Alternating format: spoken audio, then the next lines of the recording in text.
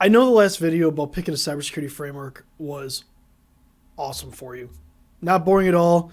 Really got you pumped up for setting your goals for 2022. But it really is important to pick one.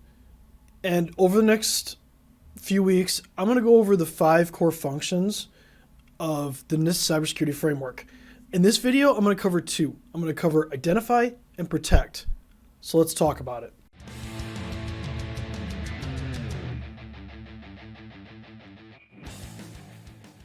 Hi, I'm Chris Burns from Tech Gurus and welcome back.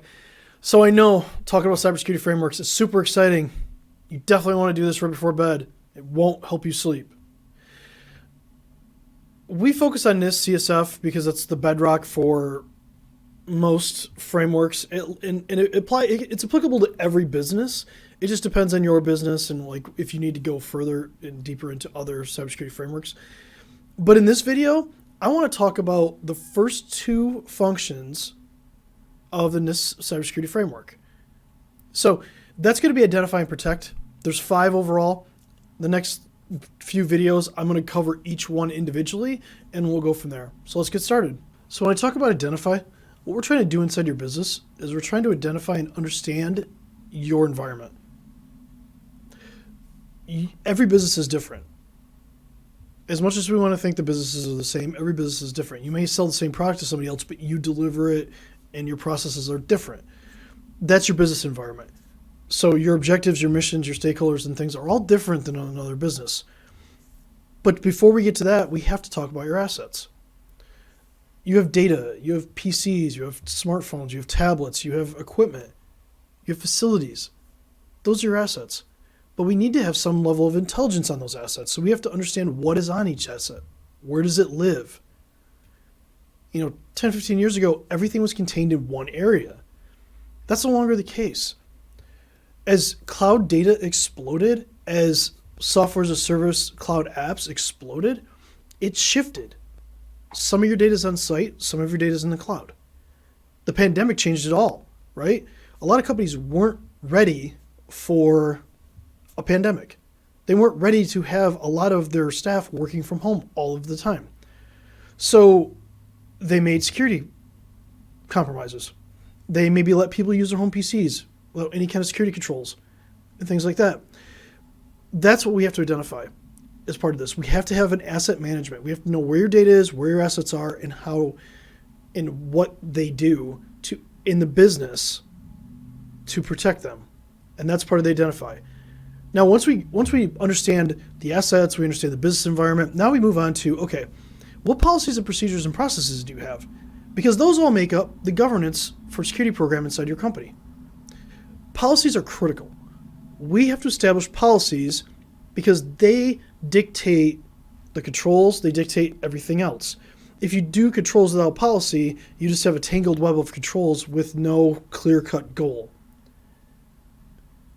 And after that, we have to identify all of the risks to your company, to your assets. What kind of threat actors would attack you? Do a risk assessment. Understand the risk management strategy. How tolerant are you to risk? And understand that. And that's the identify function. So now we'll move on to the protect function. As we move on to protect, it's really about limiting or containing the impact of a cybersecurity event. That's what the protect function is about. So what we're going to do is we're going to establish a data security protection program to protect the confidentiality, integrity, and availability of your data. What does that mean? That means, hey, look, least privilege applies. You should only have access to the data that you need to do your job. If you are somebody that answers the phone, do you need access to financial data or HR data? The answer is probably no. One of the things I've seen over the years is people take the easy route. They just put out really simple controls for data, permissions that allow people to get to data they probably shouldn't be able to get to, which makes it super hard to track who had access to that data. And if their account gets compromised, guess what? It's really easy for that account to do more damage than what they should be able to do. It's also about look at your policies that you established in the identify function and then make sure that things are out there. So like awareness training for your employees, make sure that people are aware. Locking down your wireless access points, make sure that we have firewalls in place.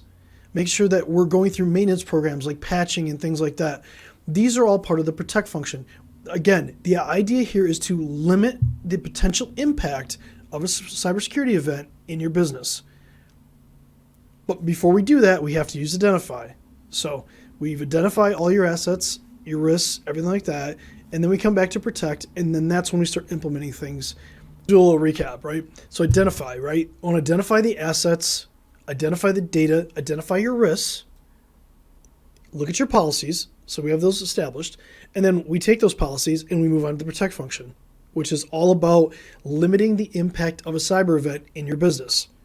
So that means going through, making sure that permissions are proper, making sure that like we've locked down access points, we have firewalls, we have web filters, we have antivirus in place, things like that.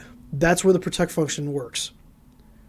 So I hope this is a good overview for you. This is the first 2 functions of NIST. I'll make a video for each of the remaining 3, and we'll go from there. So until next time, stay cyber safe.